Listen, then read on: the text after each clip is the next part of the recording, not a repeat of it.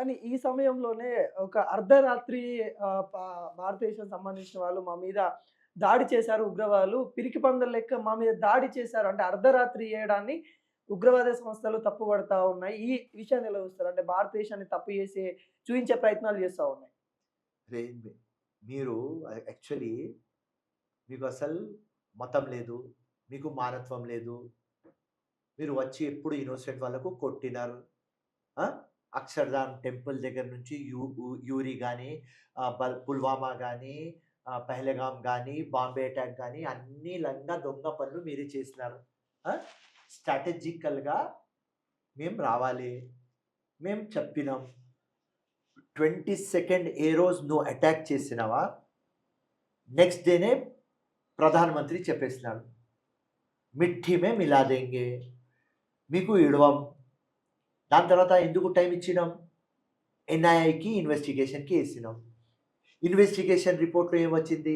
ఎవరు టెర్రరిస్ట్ వచ్చి పాలేగాంలో ఎగ్జిక్యూషన్ చేసినారు వాళ్ళు పాకిస్తాన్ ఆర్మీతో టచ్లో ఉన్నారు, ఐఎస్ఐతో టచ్లో ఉన్నారు.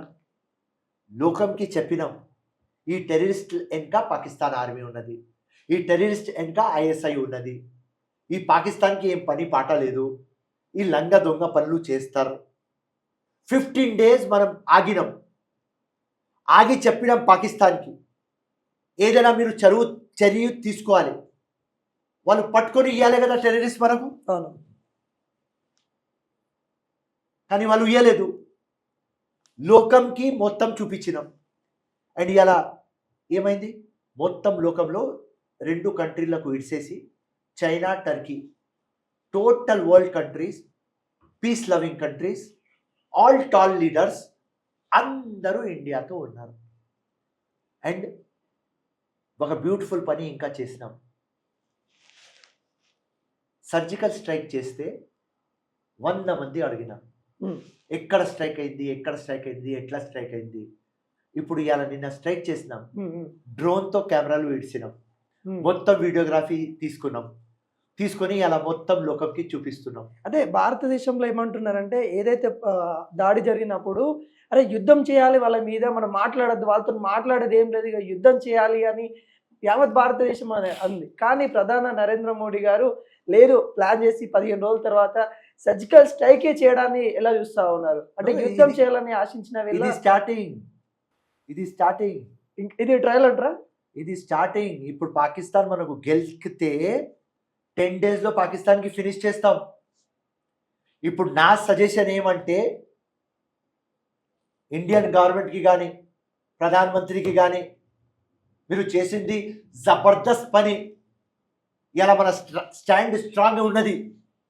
పాకిస్తాన్కి మెసేజ్ పంపి సెకండ్ ఫేజ్ ఆఫ్ వార్ మేము ఆపేస్తాం, వేరే టెర్రరిస్ట్ ఎవరు ఉన్నారో అరెస్ట్ చేసి ఇండియాకి పంపి.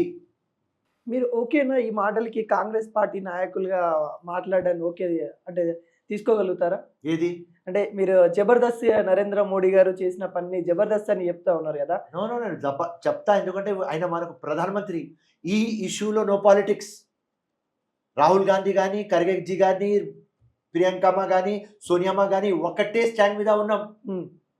ఇండియా డిగ్నిటీకి కాపాడాలి, ఇండియా పేరు కావాలి, ఇన్నోసెంట్కి ఎప్పుడు దాకా సంతర్ వీళ్ళకు లెసన్ టీచ్ చేయాలి. ఎవరైనా ఉండని, ఏ పార్టీ ఉండని, మేమందరం యునైటెడ్ ఉన్నాం. Because India dignity on stake. కాబట్టి వాళ్ళు వచ్చి అటాక్ చేసినారు, అటాక్ చేస్తే ఇన్నోసెంట్కి కొట్టినారు, కానీ ఇండియన్ సోల్ మీద కొట్టినారు కాబట్టి మేమందరం యునైటెడ్.